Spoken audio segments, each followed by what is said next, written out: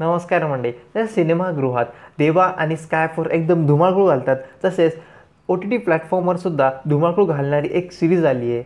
तर ही series literally मी binge watch केली मित्रांनो. तर या वेब सिरीजचं नाव आहे द सिक्रेट ऑफ शिलेदार. हो मित्रांनो, छत्रपती शिवाजी महाराजांचा जो खजिना होता तो कुठं आहे आणि कसा आहे. शिलेदार जिसका एक ही कर्तव्य है, खजाने की रक्षा करना. कौन सा खजाना? छत्रपती शिवाजी महाराज का खजाना. मंडळी, शिलेदार या शब्दाचा अर्थ काय होतो तर छत्रपती शिवाजी महाराजांच्या काळामध्ये एक विशिष्ट प्रकारची तुकडी असायची. त्या तुकडीचा प्रमुख म्हणजे त्याला शिलेदार म्हणायला जायचं आणि त्याच्याकडे स्वतःच्या मालकीचा घोडा असायचा आणि स्वतःच्या मालकीचे हत्यारे असायचे, मतलब तलवार, दानपट्टा, ही सर्व अत्यंत वेगळी तुकडी असायची. ती युद्धामध्ये नेहमी सक्रिय असायची आणि वेगवेगळे प्लॅनिंग असेल किंवा वेगवेगळी योजना.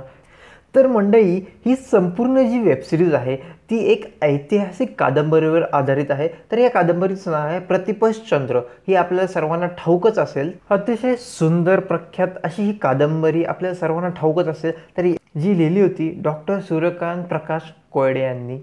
आणि याच कादंबरी आपल्याला लक्षात येतं की छत्रपती शिवाजी महाराज आणि गुप्तहेर प्रमुख बहिर्जी नाईक यांनी अगदी गुप्तपणे लिहिलेलं एक रहस्य आहे.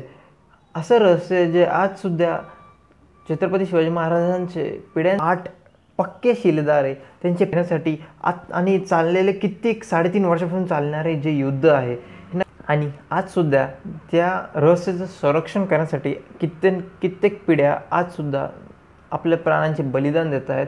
पण मी जेव्हा इतिहास बघतो ना वेबसिरीजद्वारे, मूवीद्वारे, तर मला एवढंच वाटतं की इतिहासाला काही धक्का न लागता छान प्रकारे अशा सिरीज बनाव्यात आणि आपल्या पुढच्या पिढींना आपला इतिहास हा संपूर्ण जसा तसा कळावा, काही छेडछाड न करता.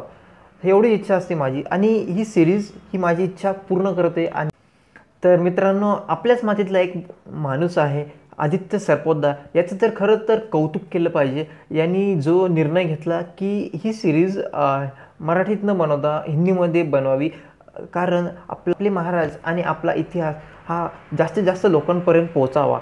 आणि दुसरी गोष्ट ही की या सिरीजमधली जी स्टारकास्ट आहे ती अगदी उत्तम आणि साजेशी अशी त्यांनी सिलेक्ट केली. आणि दुसरी गोष्ट अशी की या सिरीजमध्ये दाखवण्यात आलेले स्टारकास्ट आणि उत्तम असा परफॉर्मन्स करणारा राजीव खंडेलवाल, याला तर खरंच याचं कौतुक केलं पाहिजे.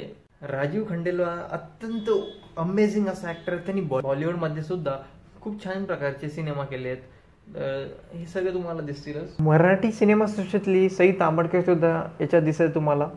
एक प्लस पॉईंट मला आवडला की ओव्हरऑल जी दाखवण्याची पद्धत आहे, म्हणजे सिनेमॅटोग्राफी आणि रिचनेस ज्या पद्धतीने दाखवले आहे ना मित्रांनो, आणि दाखवण्याचा जो प्रयत्न आहे ना मित्रांनो, म्हणजे 300 वर्षापूर्वीचे जो सर्व फ्लॉट्स असतील, क्लूज असतील सापडण्याचे, ते दाखवण्याचा एकदम उत्तमरित्या मेकर्सने प्रयत्न केला. आणि उगाच नाही काहीतरी दाखवायचं म्हणून दाखवलं, तर खरंच दाखवण्याची जी पद्धत आहे ती खूप छान वाटेल आणि बघताना सुद्धा तुम्हाला आवडते ही गोष्ट. या वेबसिरीजमधलं माझ्या दिग्दर्शकाचं काम मला खूप आवडलं आहे. आदित्य सरपोतदार याची आधीसुद्धा मुंजा मूवी आणि क्लासमेट्स ह्या मराठी मूवीज आणि हिंदी सृष्टीमध्ये सुद्धा त्यांनी खूप छान प्रकारे असं काम केलं आहे. त्यांनी दिग्दर्शकपदाचं नेहमी खूप छान असायचं. आत्ताच काही महिन्यापूर्वी येऊन गेलेला मुंजा मूवी त्यांनीच दिग्दर्शक केला होता.